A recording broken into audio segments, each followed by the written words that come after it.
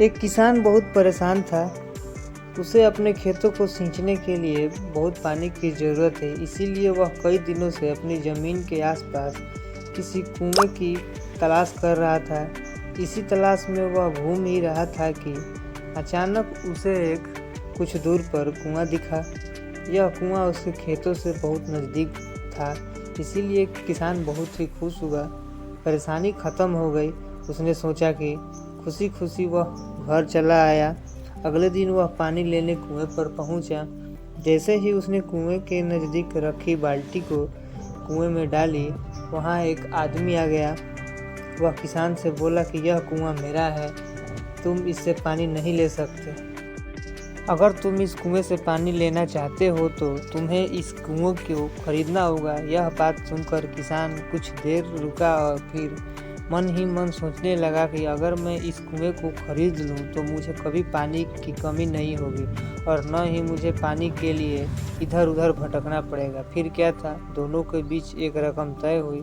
किसान के पास उतने पैसे तो थे नहीं, लेकिन वह यह मौका छोड़ना नहीं चाहता था।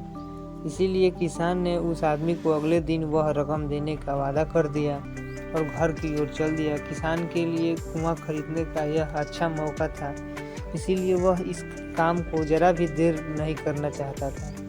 घर पहुंचते ही उसने अपने करीबियों और दोस्तों से इस बारे में बात की और कुएं के लिए तय की हुई रकम का इंतजाम करने में जुट गया। थोड़ी भाग दौड़ और कोशिश करने के बाद आखिरकार उसने वह रकम जमा कर ली।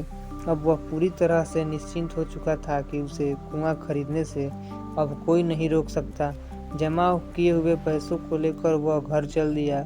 उसे बड़ी बेसब्री से इंतजार था कि कब रात खत्म होगी और वह कुआं खरीदने के लिए जाएगा।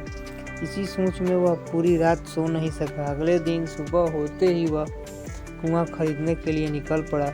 उस आदमी के घर पहुंचा। किसान ने उसके हाथ पर पैसे रखे और कुएं को खरीद लिया।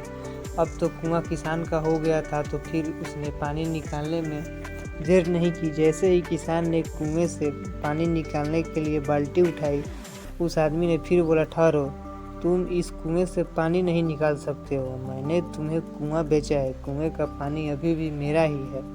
किसान मायूस हो गया और न्याय के लिए राजा के दरबार में शिकायत करने के लिए पहुंच गया। मालूम है उस राजा का नाम क्या था? राजा अकबर। राजा अकबर ने उस किसान की पूरी कहानी सुनी और फिर उस आदमी को दरबार में बुलाया जिसने वह कुआं बेचा था। राजा का फरमान सुनते ही वह आदमी भागा भागा दरबार में हाजिर हो गया। राजा ने उससे पूछा कि जब तुमने इस किसान को अपना कुआं बेच दिया तो फिर इसे आखिर पानी क्यों नहीं निकालने दे रहे हो? आदमी बोला, महाराज, मैंने इसे केवल कुआं बेचा था, कुएं का पानी नहीं। यह बात सुनकर राजा भी सोच में पड़ गए।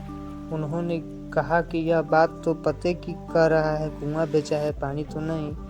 काफी देर सोचने के बाद जब इस समस्या की सुलझाने में वह नाकाम हो गए तो उन्होंने बीरबल को बुलाया। बीरबल बहुत ही बुद्धिमान और चालाक था, इसीलिए राजा अकबर किसी भी मामले पर फैसला लेने से पहले बीरबल की राय जरूर लेते थे। बीरबल ने एक बार फिर दोनों से उनकी समस्या पूछी।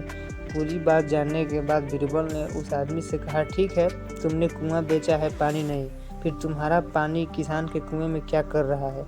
कुआं तुम्हारा नहीं है, फौरन अपने पानी कुएं को बाहर निकालो। बीरबल का इतना कहते ही उस आदमी को समझ में आ गया कि अब उसकी चालाकी किसी काम नहीं आएगी।